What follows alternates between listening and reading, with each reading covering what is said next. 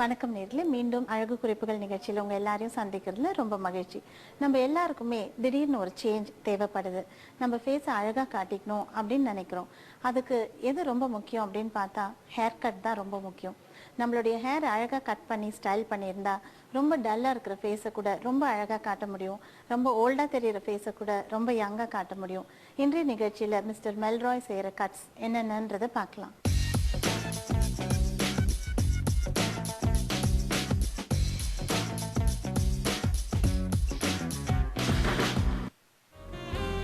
Hair cut முதல்ல நம்ம பார்க்குறோம். இவங்களுடைய ஃபேஸ்க்கு எந்த மாதிரி ஹேர் கட் சூட் ஆகும் அப்படின்னு பார்க்கும்போது அவங்களுடைய ஹேர் வந்து ரொம்ப வேவியாக இருக்கிறதுனால லேயர் கட் அவங்களுக்கு சூட் ஆகும். லேயர் கட் செய்யணுன்னா முதல்ல வந்து ஹேரை பல பாகங்களாக பிரிச்சுக்கணும்.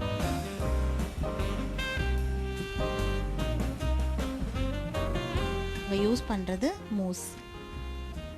மூஸ் அப்படின்றது ஒரு ஸ்டைலிங் ப்ராடக்ட்.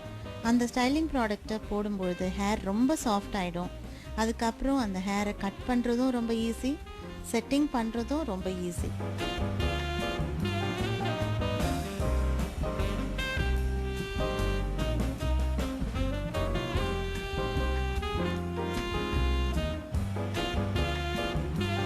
யாருக்கு வந்து ஹேரில் வால்யூம் அதிகமாக வேணும் அப்படின்னு நினைக்கிறாங்களோ அவங்க எல்லாருமே மூஸ் யூஸ் பண்ணிக்கலாம்.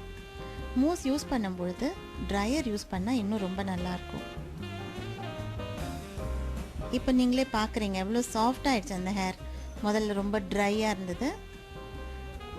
இப்போது ஹேரை என்னென்ன மாதிரி செக்ஷன்ஸாக பிரிக்கிறாங்கன்னு பார்க்கலாம். முதல்ல ஃப்ரண்ட் கட் பண்ணுறதுக்கான செக்ஷன்.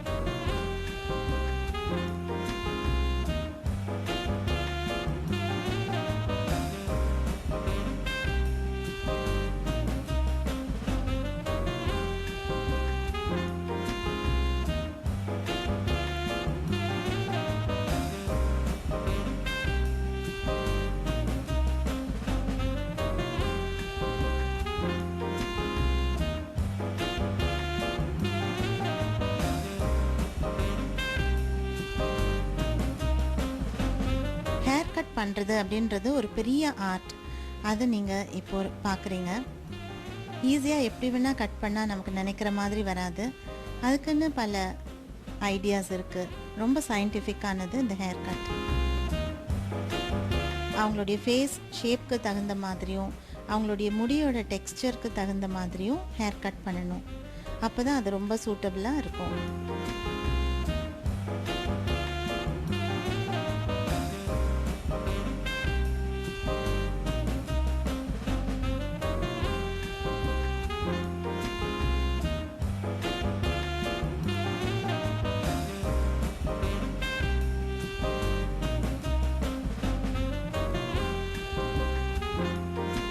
இந்த மாதிரி செக்ஷன் பிரித்து செக்ஷன் கிளிப்ஸ் போட்டு வைக்கும்போது மற்ற ஹேரை கட் பண்ணுறது ஈஸியாக இருக்கும்.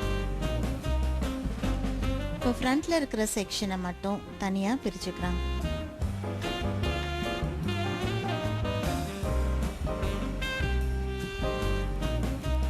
இப்போ ஹேரை வந்து எவ்வளோ செக்ஷனாக பிரிச்சிருக்கோம் அப்படின்னு பார்த்தா 5 செக்ஷன்ஸ் பிரிச்சிருக்கோம். பேக்கில் திக்காக உள்ள செக்ஷனை விட்டுட்டாங்க.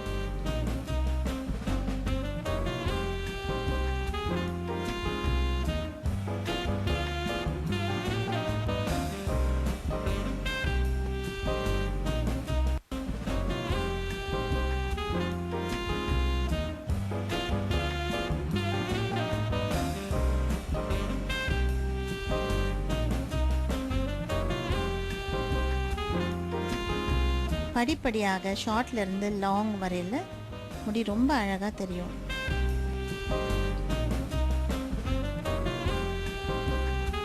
ரெண்டு சைடும் ஈக்குவலாக இருக்கா அப்படின்றத செக் பண்ணுறாங்க.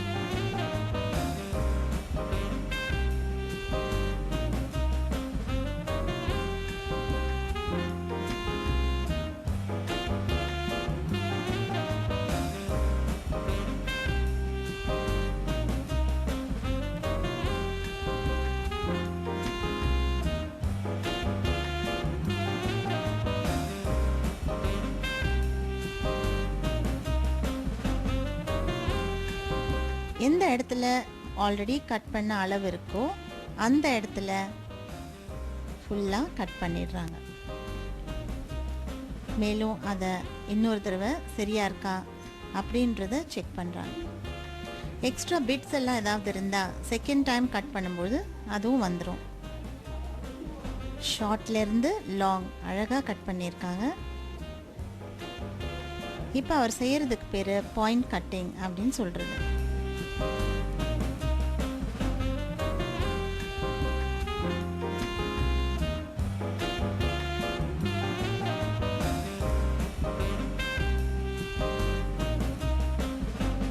ஹேர் கட் அப்படின்னு சொன்னாலே கைட்லைன்ஸ் இல்லாமல் செய்யவே முடியாது.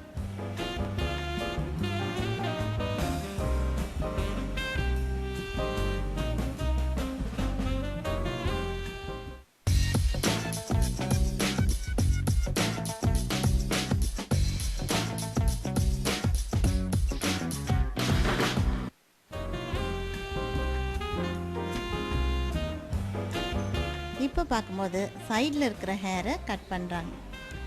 கைட்லைன் எடுத்து சைடு ஹேர்ஸை மொத்தமாக அப்படியே எடுத்து கட் பண்ணுறாங்க.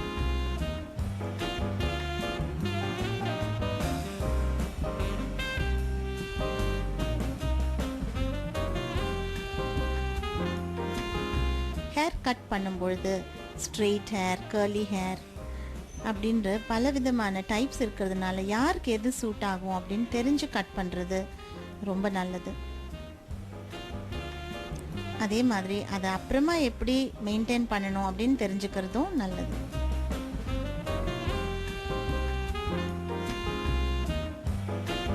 ஸோ 4 செக்ஷன் ஆஃப் ஹேரை கட் பண்ணுறதை நம்ம இதுவரையில் பார்த்துருக்கோம்.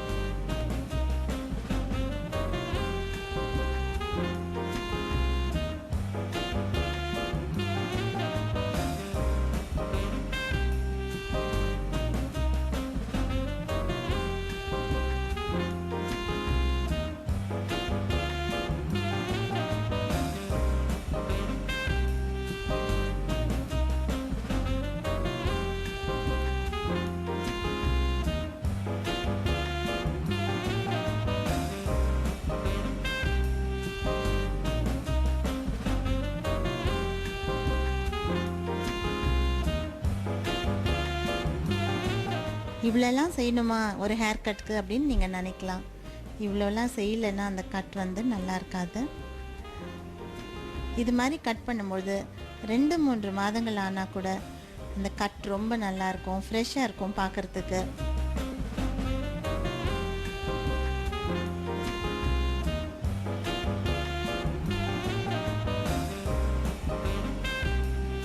சில பேருக்கு செட்டிங் செய்ய தெரியும், ஆனால் நிறைய பேருக்கு ஹேர் கட் பண்ண அப்புறம் அவங்கவுங்களுக்கே செட் பண்ணுறதுக்கு ரொம்ப கஷ்டம். அதனால கட்டு வந்து நல்லா பண்ணிட்டா செட்டிங்கே தேவையில்லை.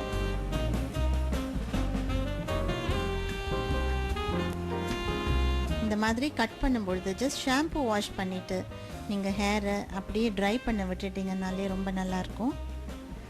ஏதாவது ஒரு ஃபங்க்ஷன்ஸ் போகும்போது மட்டும் நீங்கள் பார்லரில் போய் ஹேரை செட் பண்ணிங்கன்னா ரொம்ப அழகாக இருக்கும். செட் பண்ணுறதுன்றது ஒரு தனி கலை. அதனால் அது வந்து ஒரு ஹேர் ட்ரெஸ்ஸர் தான் செய்ய முடியும்.